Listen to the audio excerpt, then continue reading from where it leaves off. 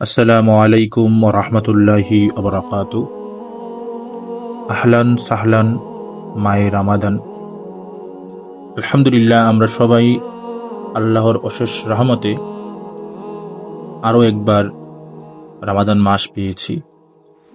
রামাদান মাস হচ্ছে সিয়াম ও সাওমের মাস।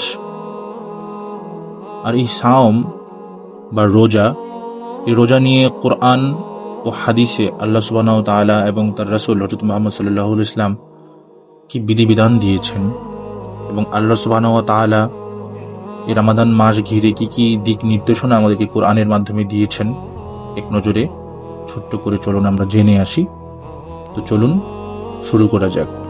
প্রথমে জেনে নেওয়া যাক সাওম মানে কি। সাওম অর্থ হলো বিরত থাকা। আল্লাহর সন্তুষ্টি অর্জনের জন্য সুবহে সাদিক হতে সূর্য ডুবা পর্যন্ত খাওয়া দাওয়া এবং যৌন সম্ভব হতে বিরত থাকাকে সাওম বা রোজা বলা হয়। এছাড়াও সাওম বা রোজা নিয়ে প্রত্যেক নবীর শরীয়তে বিধান ছিল। আমরা দুটি সহিহ হাদিস থেকে দেখতে পারি। সহিহ বুখারী হাদিস নম্বর 3420 এবং সহিহ মুসলিম হাদিস নম্বর 2796তম হাদিস, যেখানে আমরা দেখতে পাই হযরত মূসা আলাইহিস সালাম এবং তার উম্মাহ আশুরার দিনে রোজা রাখতেন এবং হযরত দাউদ আলাইহিস সালাম অর্ধেক বছর রোজা রাখতেন। এবং আরেকটি হাদিস থেকে আমরা দেখতে পাই সহিহ মুসলিমের হাদিস নাম্বার 2708তম হাদিস, যেখানে আমরা দেখেছি রমাদান মাসে রোজা ফরজ হওয়ার আগে হযরত মুহাম্মদ সাল্লাল্লাহু আলাইহি ওয়াসাল্লাম মুসলমানদেরকে প্রতি মাসে 3 দিন রোজা রাখার নির্দেশ দিতেন এবং আশুরার দিন রোজা রাখতে উৎসাহিত করতেন। আর এই রমাদান মাসের গুরুত্ব নিয়ে মহান আল্লাহ সুবহানাহু ওয়া তাআলা কোরআন মাজিদে বলেন, সূরা বাকারা আয়াত নম্বর 183। এই আয়াতে আল্লাহ সুবহানাহু ওয়া তাআলা বলেন, ইয়া আইয়ুহাল্লাযীনা আমানু কুতিবা আলাইকুমুস সিয়ামু কামা কুতিবা আলাল্লাযীনা মিন ক্বাবলিকুম লাআল্লাকুম তাত্তাকুন। মহান আল্লাহ বলেন, হে ঈমানদারগণ, তোমাদের উপর রোজা ফরজ করা হয়েছে যেভাবে তোমাদের পূর্ববর্তীদের উপর ফরজ করা হয়েছিল। আশা করা যায় এর মাধ্যমে তোমরা তাকওয়া অর্জন করতে পারবে। এছাড়াও মহান আল্লাহ সুবহানাহু ওয়া তাআলা সূরা বাকারার 183 এবং 184 নম্বর আয়াতে বলেন, উম্মতে মুহাম্মদ সাল্লাল্লাহু আলাইহি ওয়াসাল্লামের উম্মতদেরকে প্রাথমিক পর্যায়ে কিছুটা ছাড় দেওয়া হয়েছিল। যেমন কেউ যদি অসুস্থ হয়ে যায় বা কয়েকটা দিনের জন্য সফরে গিয়েছে, সেই অবস্থাতে সে অসুস্থ হয়েছে, তাহলে সে রোজা কাজা করতে পারবে, কিন্তু সুস্থ হওয়ার পর আবার সেটা আদায় করে নিতে হবে। তবে যদি কেউ ইচ্ছাকৃতভাবে ছেড়ে দেয় তাহলে তার অবশ্যই ফিদিয়া দিতে হবে এবং সেটা হচ্ছে একজন গরিবকে পেট ভরে খাওয়াতে হবে। আর যদি তার চাইতেও বেশি কিছু করতে পারে তাহলে সেটা একান্তই তার ব্যক্তিগত কল্যাণকর হবে। আর হযরত মুহাম্মদ ইসলামের মাধ্যমে আল্লাহ সুবহানাহু ওয়া তাআলা বলেন যে তোমরা এই সময়ে রোজা রাখো, তোমরা যদি জানতে রোজা রাখার উপকারিতা তাহলে তোমরা কখনোই রোজা ছাড়তে না। এবার চলুন আমরা এক নজরে কিছু নিয়ম জেনে নেই। রমাদান মাসের রাতে সহবাস জায়েজ, এ বিষয়ে আল্লাহ সুবহানাহু ওয়া তাআলা বলেছেন সূরা বাকারা 187 নম্বর আয়াত। রমাদান মাসের রাতে তোমরা তোমাদের স্ত্রীদের সাথে মিলন করতে পারবে এবং এটা হালাল। তোমাদের স্ত্রীরা তোমাদের পোশাক স্বরূপ এবং তোমরাও তোমাদের স্ত্রীদের পোশাক সমতুল্য। আল্লাহ এটা জানেন যে আমরা নিজেদের উপর খেয়ানত করে বসবো, তাই তিনি আমাদের উপর দয়া করলেন এবং আমাদেরকে ক্ষমা করে দিলেন এবং তিনি বললেন তোমরা চাইলে তাদের সাথে সহবাস করতে পারো এবং তোমরা সেটাই সন্ধান করো যা আল্লাহ সুবহানাহু ওয়া তাআলা তোমাদের জন্য লিখে রেখেছেন। কিন্তু নামাজের পূর্বে আমাদের পবিত্রতা অর্জন করে নিতে হবে। তবে ইতিকাফের অবস্থায় সহবাস করা যাবে না। সূরা বাকারা আয়াত নম্বর 187। তখন মসজিদে থাকা লাগবে, আর মসজিদে মিলন করা নাজায়েজ। এবার চলুন আমরা সবচেয়ে গুরুত্বপূর্ণ একটা নিয়ম জেনে নেই।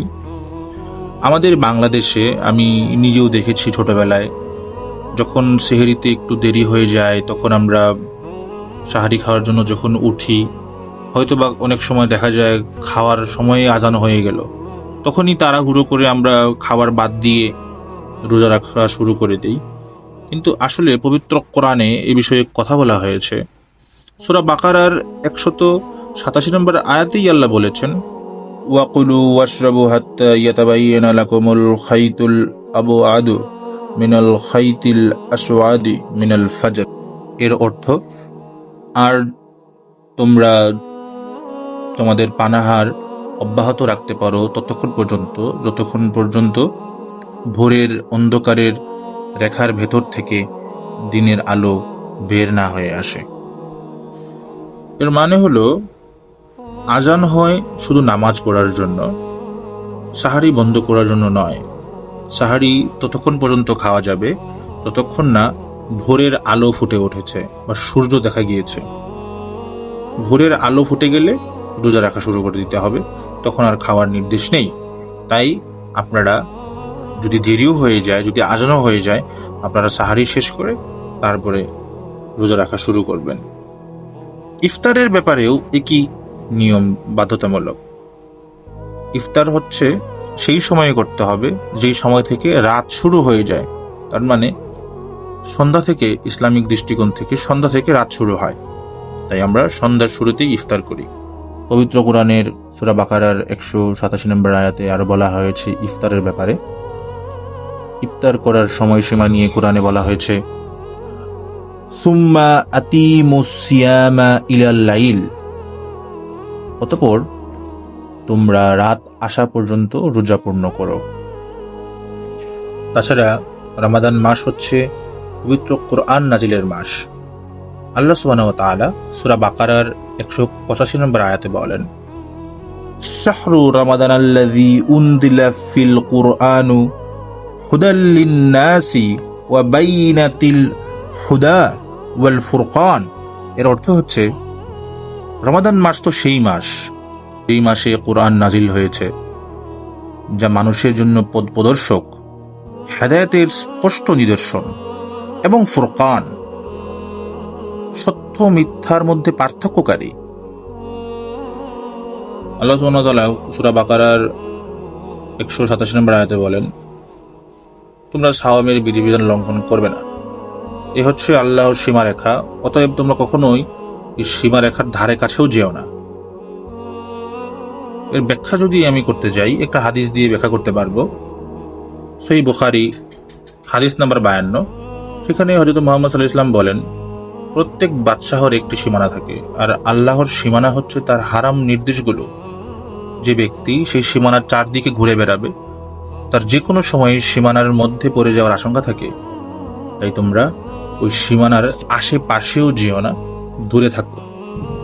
তাই আমরা সিয়ামের মাধ্যমে ওই সকল কাজ থেকে দূরে থাকব যে সকল কাজে আল্লাহর হারাম আদেশ লঙ্ঘিত হয়। এই রমাদান মাসেই আমাদের পথ প্রদর্শক কিতাব এবং আল্লাহর সর্বশেষ কিতাব কোরআন মাজিদ নাজিল হয়েছিল, এবং এই মাসে হযরত মুহাম্মদ সাল্লাল্লাহু আলাইহি ওয়াসাল্লাম আমাদেরকে অনেক বেশি দান এবং সদকার প্রতি উৎসাহিত করেছেন। এই বিষয়ে সহিহ বুখারীর 6 নম্বর হাদিস আমরা দেখতে পারি, যে হাদিস বর্ণনা করেছেন হযরত ইবনে আব্বাস রাদিয়াল্লাহু আনহু। তিনি বলেছেন, রমাদান মাসের প্রতি রাত্রে হযরত মুহাম্মদ সাল্লাল্লাহু আলাইহি ওয়াসাল্লাম জিবরাইল আলাইহিস সালামের সাথে কোরআন চর্চা করতেন এবং অনেক বেশি দান সদকা করতেন অন্য মাসের তুলনায়।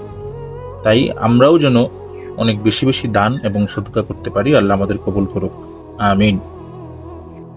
এবং শুধু তাই নয়, আমরা যেন রমাদান মাসে কদর তালাশ করি। কদর হচ্ছে প্রতি রমাদান মাসের শেষের 10 দিনের বেজোড় সংখ্যায় হয়ে যায়, কারণ এই রাতে কোরআন মাজিদ নাজিল হয়েছে এবং এই রাত 1000 মাসের চেয়ে উত্তম রাত। এ বিষয়ে পবিত্র কোরআনে আল্লাহ সুবহানাহু ওয়া তাআলা বলেন, কোরআন শুধু রমাদান মাসেই নাজিল করা হয়নি, কোরআন নাজিল করা হয়েছে কদরের রাত্রিতে। এ বিষয়ে সূরা কদর আয়াত নম্বর 1 আল্লাহ সুবহানাহু ওয়া তাআলা বলেন, ইন্না আনজালনাহু ফি লাইলাতুল কদর। এর অর্থ হচ্ছে, নিশ্চয়ই আমি কদরের সম্মানিত রাতে কোরআন আবর্তন করেছি, এবং এই কদরের রাত 1000 মাসের চেয়েও উত্তম। এ বিষয়ে পবিত্র কোরআনে মহান আল্লাহ বলেন, সূরা কদর আয়াত নম্বর 2 এবং 3। আল্লাহ সুবহানাহু ওয়া তাআলা বলেন, ওয়ামা আদরাকা মা লাইলাতুল কদরি লাইলাতুল কদরি খায়রুম মিন আলফি শাহর। এর অর্থ হচ্ছে, তুমি কি জানো কদরের রাত কি? কদরের রাত 1000 মাসের চেয়েও উত্তম।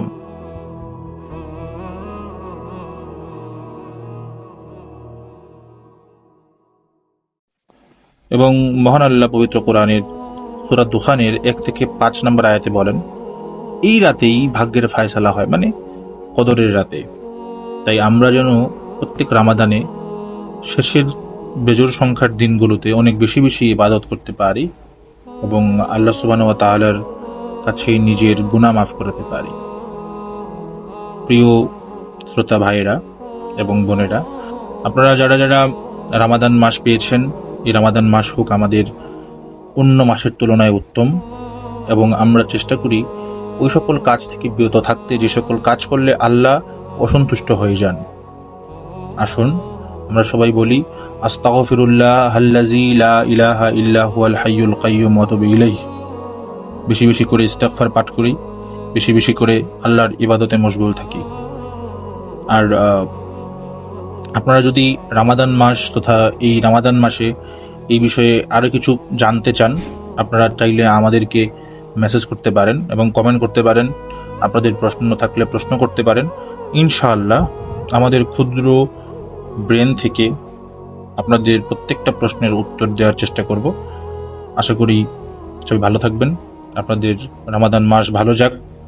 আসসালামু আলাইকুম ওয়া রাহমাতুল্লাহি ওয়া বারাকাতুহু।